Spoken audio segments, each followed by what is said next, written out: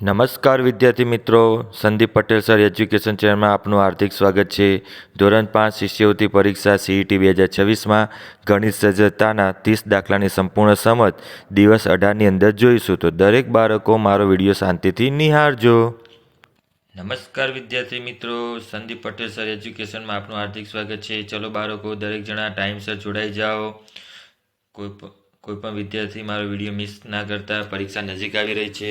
ચલો બાળકો, આપણે ગણિત સજ્જતાની શરૂઆત કરી રહ્યા છીએ, જે અંતિમ પડાવ પર છીએ ગણિતના દાખલામાં. અહીંયા પહેલો દાખલો જોઈએ, 151 નંબરનો, કે જો 144.144 ને 12 વડે ભાગતા તેનું ભાગફળ કેટલું આવે? તો બાળકો 144.144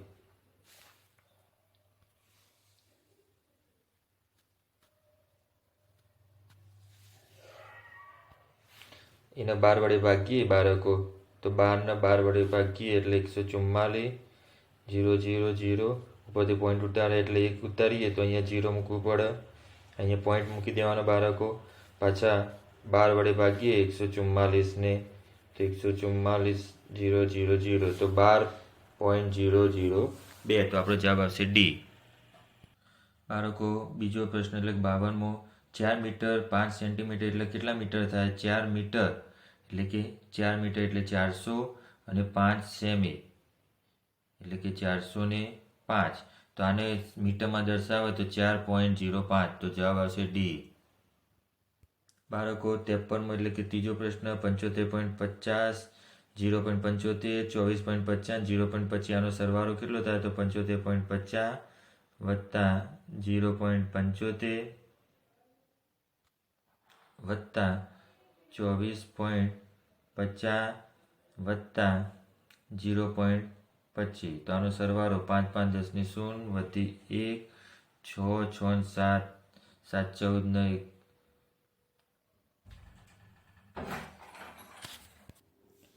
5 ને 1 6 6 ને 7 13 13 ને 7 20 ની 0 વધી 2 2 5 7 7 ને 4 11 નો એકડો વધી 1 7 ને 1 8 8 ને 2 10, તો જવાબ આવશે 101, બી બરાબર 101. ચલો બાળકો, ચોથો પ્રશ્ન. દરેક બાળકો મારી ચેનલને સબસ્ક્રાઈબ કરતા રહેજો. એક કેળાની કિંમત 1.50 હોય તો અડધો ડઝન કેળાની કિંમત કેટલી થાય? તો બાળકો 1.50 ગુણ્યા અડધો ડઝન એટલે 6 કેળા, તો 0 6 5 30 ની 0 વધી 3 પોઈન્ટ 6 1 6 3 9, તો જવાબ આવશે સી બરાબર 9. બાળકો, પાંચમો પ્રશ્ન પૂછાયો છે 555 નંબરનો. એક રબરની કિંમત 0.50 હોય વત્તા એક પેન્સિલની કિંમત 1.50 હોય તો 1.50, તો આપણે આનો સરવાળો 0 0 વધી 1 એટલે કે કેટલા આવ્યા? 2 રૂપિયા આવ્યા. કેટલા આવ્યા? 2 રૂપિયા. તો 2 રબર અને 2 પેન્સિલ, તો 2 દુ 4, બરાબર. તો કેટલા રૂપિયા થાય? 4 રૂપિયા થાય. તો બાળકો, છઠ્ઠો દાખલો, કે એક પેનની કિંમત 2.5 હોય તો 15 રૂપિયામાં કેટલી પેન ખરીદી શકાય? તો 2.5 એટલે કે 5 રૂપિયામાં 2 પેન ખરીદી શકાય. તેવી રીતના 15 રૂપિયામાં 6 પેન ખરીદી શકાય, તો બી બરાબર 6. 57મો પ્રશ્ન, કે લાંબી કૂદની રમતમાં રિયા 2.75 નો કૂદકો મારે છે, સીમા 4.5 મીટરનો કૂદકો મારે છે, તો સીમાએ કેટલા મીટરનો કૂદકો લગાવ્યો હશે? તો 4.5માંથી એટલે કે એમાંથી 2.75 બાદ કરી દઈએ તો અહીંયા દસકો લઈએ તો બાળકો 10માંથી 5 જાય તો 5, 4માંથી 7 ના જાય એટલે કે અહીંયા 14 અને અહીંયા 1, તો અહીંયા 7 અને 3, અહીંયા આવશે 1.75, તો ડી બરાબર 1.75. ચલો આઠમો પ્રશ્ન, 8 મીમી બરાબર કેટલા સેન્ટીમીટર થાય? 8 મીમી બરાબર 0.8 થાય. કેમ કે 8ના છેદમાં 10 કરો એટલે આપણને જવાબ મળી જાય 0.8 સેન્ટીમીટર. નંબર 9, 2 પૈસા એ 1 રૂપિયાનો કેટલામો ભાગ થાય? તો 2ના છેદમાં 100 કરી દઈએ, બરાબર. તો બાળકો, 2 પૈસા એ 50 પૈસા એટલે કે 50મો ભાગ થાય. બાળકો, મારી ચેનલને સબસ્ક્રાઈબ કરવાનું ભૂલતા નહીં. બાળકો, આપણે 10મો પ્રશ્ન જોઈ રહ્યા છીએ. 50 પૈસાને રૂપિયામાં ફેરવાય તો કયો વિકલ્પ સાચો? તો આ ખોટો આવે બાળકો. 0.05 પણ ખોટો આવે, 0.005, તો આપણો જવાબ આવશે બી બરાબર 0.5. ચલો બાળકો, અહીંયા કોષ્ટક આપ્યું છે. કોષ્ટકના આધારે તાપમાન દર્શાવ્યું છે, જેના આધારે 61 થી 64 પ્રશ્નોના જવાબ જોવાના છે બાળકો. ચલો બાળકો, 61મો પ્રશ્ન, ભોપાલ અને કલકત્તાના તાપમાનનો તફાવત કેટલો થાય? તો બાળકો, આપણે કોઠાની અંદર ભોપાલ અને કલકત્તાનો તફાવત જોઈએ. બાળકો, 32.8 છે ભોપાલનો, એમાંથી -27.8 બાદ કરવાના, 0.5 એટલે કે 5°C તાપમાન આવે, જવાબ એ. એ રીતના 62મો પ્રશ્ન, જયપુરનું તાપમાન 40°C પહોંચે તો તાપમાન કેટલા ડિગ્રી વધારો થયો હશે? બાળકો, એ રીતે અહીંયા 40 ડિગ્રી પહોંચવા માટે તેને 37.9 ડિગ્રી તાપમાન જયપુરનું છે, તો કેટલો જવાબ આવશે બાળકો? સી બરાબર 2.1. ચલો નંબર 63 એટલે 13મો, સૌથી વધુ તાપમાન કયા શહેરનું છે? ચલો આપણે કોઠાની અંદર જોઈ લઈએ બાળકો. આની અંદર સૌથી વધુ તાપમાન અહીંયા જયપુરનું આપેલું છે, તો આપણો જવાબ આવશે જયપુર. તો આની અંદર જવાબ આવશે બી બરાબર જયપુર, જે 37.9 છે. ચલો બાળકો, 64મો પ્રશ્ન, અમદાવાદ અને ભોપાલનું કુલ તાપમાન કેટલા ડિગ્રી થાય? તો બાળકો 32.8 અને 28.2, આનો સરવાળો કરીએ બાળકો. 0 વધી 1, 8 ને 2 10 ને 1 એકડો વધી 1, 3 ને 2 6, એટલે કે 61 ડિગ્રી તાપમાન થાય. એ રીતે 65મો પ્રશ્ન, નીચેનામાંથી કયું સાચું નથી? 130 સેન્ટીમીટર બરાબર 1.3 મીટર, આ સાચું છે. 5435 ગ્રામ બરાબર એટલે કે 5.435 કિગ્રા, એ સાચું છે. 500 પૈસા બરાબર 0.5 રૂપિયા, આ પણ સાચું છે. ડી બરાબર 5 મીમી બરાબર 5 સેન્ટીમીટર, આ ખોટું છે, આ સાચું નથી, તો જવાબ આવશે ડી. બાળકો, 66 એટલે કે 16મો પ્રશ્ન, ચોરસમાં રંગ વગરના કેટલામો ભાગ છે? તો આપણે અહીંયા ગણીએ તો 1 2 3 4 5 6 7, 1 2 3 4 5 6 7 8, તો કુલ ખાના 56 છે. એમાંથી આપણે ગણવા જઈએ તો 8 × 24, 24માં રંગ નથી, બરાબર. તો બાળકો, 24/56, તો 8 × 56, 8 × 24, 3/8, તો 3/7 બાળકો 7, તો જવાબ આવશે બરાબર 3/7. એ રીતે 67મો પ્રશ્ન, ચિરાગ દરરોજ 8 ગ્લાસ પાણી પીવે છે, તો માર્ચ માસમાં કેટલા ગ્લાસ પાણી પીવે? તો માર્ચના દિવસો 31 × 8, તો 8 × 8 અને 8 × 24, તો 248 ગ્લાસ પાણી પીવે છે, તો જવાબ આવશે બી.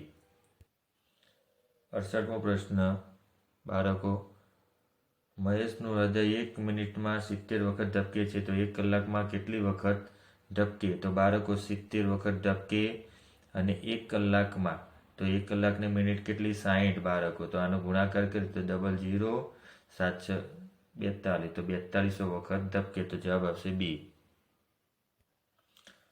બાળકો, 69મો એટલે કે 19મો પ્રશ્ન, એક બકરીનું બચ્ચું 1 વર્ષમાં 720 લીટર દૂધ આપે છે, તો 8 મહિનામાં કેટલા લીટર દૂધ આપે?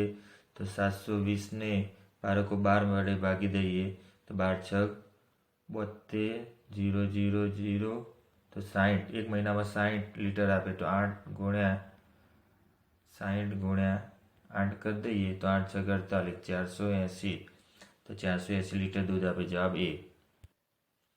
70મો પ્રશ્ન, અહીંયા 2 મીટર અને 3 મીટર એક લંબચોરસ બગીચાને ફરતે 1 મીટરમાં 10 લેખે વાડ કરવાનો ખર્ચો થાય, તો અહીંયા આપણે શું શોધવાનું છે? પરિમિતિ. તો શું કરવાનું કે 2 + 3 બરાબર કેટલા થાય? 5, એને 2 વડે ગુણી દઈએ એટલે 10 મીટર થાય, બરાબર. પરિમિતિ તો 10 × 10 રૂપિયા થાય, તો બરાબર 100 રૂપિયા થાય ખર્ચો. વાડનો ખર્ચો કેટલો થાય? 100 રૂપિયા. બાળકો, 71મો પ્રશ્ન પૂછાયો છે કે એક કોન્ટ્રાક્ટર એક દિવસમાં 260 રૂપિયાનું કામ કરે છે, તો 2.1 દૂત્યાંશ એટલે કે 2 × 2 = 4 ને 1 = 5, 5/2, આને 2 વડે ઉડાડી દઈએ તો 130 ગુણ્યા 5 કરીએ તો 13 પંચા 65, 650 રૂપિયા થાય. તો બી બરાબર 650. બાળકો, આ પ્રશ્ન મોસ્ટ આઈએમપી છે, પૂછાયો છે કે એક ગાય ખરીદવા માટે સરાફી મંડળીએ કેટલા રૂપિયા ચૂકવ્યા? તો બાળકો, તેના ઘરે 1000 રૂપિયા એટલે કે અડધો ભાગ. તો 10,000 હતા, 10,000 હતા, એનો અડધો ભાગ હતો. એના આપણે આખો ભાગ કરવો હોય તો કેટલા થાય? 2 વડે ગુણીએ તો 20,000 થાય બાળકો. બરાબર. હવે સરાફી મંડળી એને 1/4 ભાગ ચૂકવ્યા, તો આના 1/4. તો આના 1/4 કેટલા થાય? 12 5 ચોક 20 એટલે કે 5,000 રૂપિયા થાય. તો બી બરાબર 5,000.